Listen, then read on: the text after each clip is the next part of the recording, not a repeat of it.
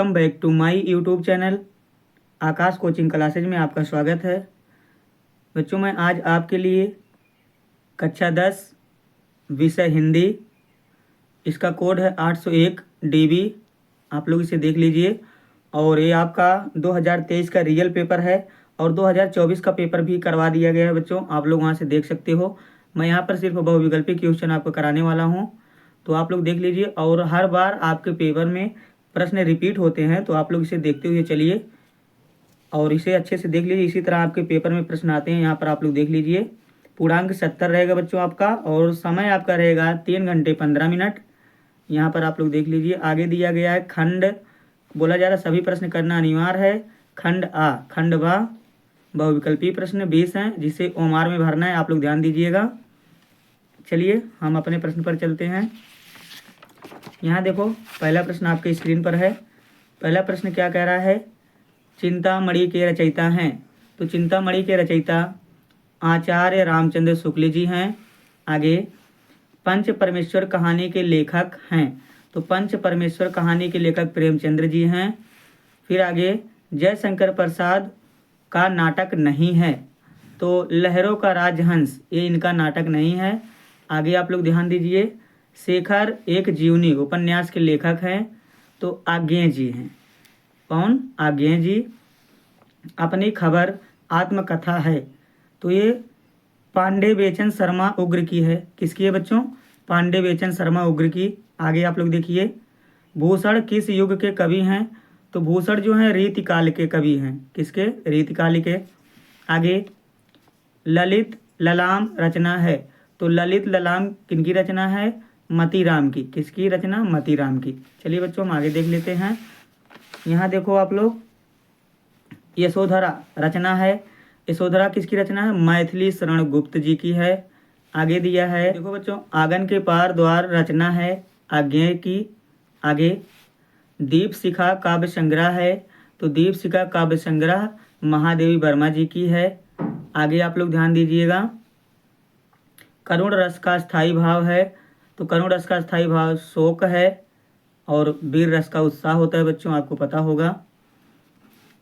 चरण कमल बंदव हरिराई, उपयुक्त पंक्ति में अलंकार है। तो रूपक अलंकार है, आप लोग ध्यान दीजिएगा। आगे कह रहा है यह सममात्रिक छंद है। इसमें 4 चरण होते हैं, प्रत्येक चरण में 24 मात्राएं होती हैं। 11 और 13 मात्राओं पर यति होती है। यह लक्षण किस छंद का है? तो बच्चों यह किस छंद का लक्षण है? रोला का। ध्यान दीजिएगा आप लोग। चलिए हम अगला प्रश्न देख लेते हैं। अगला प्रश्न देखो बच्चों, यहाँ पर दिया गया है। कह रहा है पर्यावरण शब्द में उपर्युक्त उपसर्ग है। तो परि, ठीक है बच्चों, इसका संधि विच्छेद क्या होगा? परिधन आवरण। आगे महानता शब्द में किस प्रत्यय का प्रयोग हुआ? प्रत्यय मीन्स होता है पीछे बच्चों, तो पीछे क्या जुड़ा है? महान में ता जुड़ गया है, तो ये ता हो जाएगा। आगे आप लोग ध्यान दीजिए। सुख और दुख में समास है। तो सुख दुख में बच्चों कौन सा चिन्ह लगा है? योजक चिन्ह लगा है। जहाँ योजक चिन्ह दिखे वहाँ पर आपको द्वंद ही टिक्का मारना है, ध्यान दीजिएगा। द्वंद पे टिक करके चले आइएगा, एकदम सही होगा। आगे निम्नलिखित में अग्नि का पर्यायवाची नहीं है। तो अनिल, ध्यान दीजिएगा। आगे चलते हैं। अभ्युदय का सही संधि विच्छेद है।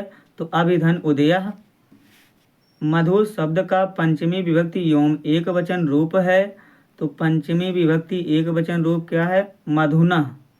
ध्यान दीजिए बच्चों। आगे दिया गया है पठिष्यतः धातु रूप का वचन एवं पुरुष है। तो 2 वचन मध्यम पुरुष। ध्यान दीजिएगा आप लोग। चलिए 20 प्रश्न ये आपके कंप्लीट हुए, इसे ओमार में भरना था। अब मैं आगे प्रश्न आपको दिखा देता हूँ बच्चों, देख लीजिए किस तरह आपके आते हैं। ये देखो खंड बा शुरू हो गया आपका। ये वर्णात्मक प्रश्न है आपके। तो इसमें आपको पाठ का नाम, लेखक का नाम याद होना चाहिए बच्चों, तभी नीचे दिए गए ये आप लोग संदर्भ लिख पाओगे। संदर्भ से संबंधित एक वीडियो बनाया गया, आप लोग वहाँ पर जाकर देख सकते हो। उसी के नीचे अथवा करके दिया रहता है, तो आप लोग चाहे अथवा वाला करिए चाहे पहला वाला, जो आपको आए आप कर सकते हो बच्चों। यहाँ देख लीजिए, ये आपके सब प्रश्न हैं और अच्छे से तैयार करके जाइएगा आप लोग।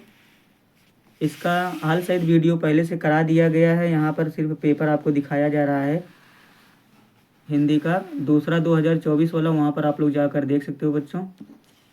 आगे आप लोग देख लीजिए, ये संस्कृत से है। फिर इधर आपका संस्कृत श्लोक दिया गया है, आप लोग देख सकते हो। संस्कृत श्लोक में फिर इसके बाद आपका ये आ गया, बोला जा रहा है अपने पठित खंडकाव्य के आधार पर निम्नलिखित प्रश्नों में से एक का उत्तर दीजिए। तो बच्चों ये आपका जिला वाइज होता है, आपके ज़िले में आपको क्या पढ़ाया जा रहा है वही करना होता है आपको, तो ध्यान दीजिएगा।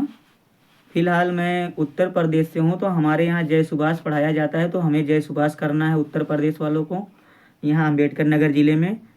तो ध्यान दीजिएगा आप लोग, आगे आप लोग कर लीजिएगा।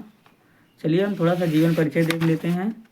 इधर देखो बच्चों, प्रश्न नंबर 6 में बोला जा रहा है किसी एक लेखक का जीवन परिचय। तो बच्चों आप लोग जीवन परिचय जरूर याद करके जाइएगा। और एक कवि का जीवन परिचय यहाँ पर आप लोग देख लीजिए, गोस्वामी तुलसीदास, रसखान, सुमित्रा नंदन पंत, मैथिली शरण गुप्त। आगे दिया गया है अपनी पाठ्य पुस्तक से कंठस्थ कोई श्लोक लिखिए जो इस प्रश्न पत्र में ना आया हो। आगे दिया ये आपका संस्कृत से प्रश्न उत्तर है, इसे आप लोग देख लीजिए। बस यहीं पर आपके ख़त्म होते हैं। और लास्ट में एक निबंध है जो आपके 9 नंबर के हैं। बोला जा रहा है निम्न में से किसी एक विषय पर निबंध लिखिए, 10 नंबर के लगभग, तो ये आपके होते हैं। और 3 से 4 पेज लिखना होता है बच्चों, आप लोग देख लीजिए। बस ये पेपर यहीं पर आपका समाप्त होता है। और वीडियो पसंद आई हो तो वीडियो को लाइक करें, दोस्तों में शेयर करें, चैनल को सब्सक्राइब कर लीजिए। मैं इसी तरह चैनल पर तैयारी करवाता रहता हूँ। मिलते हैं अगली वीडियो में।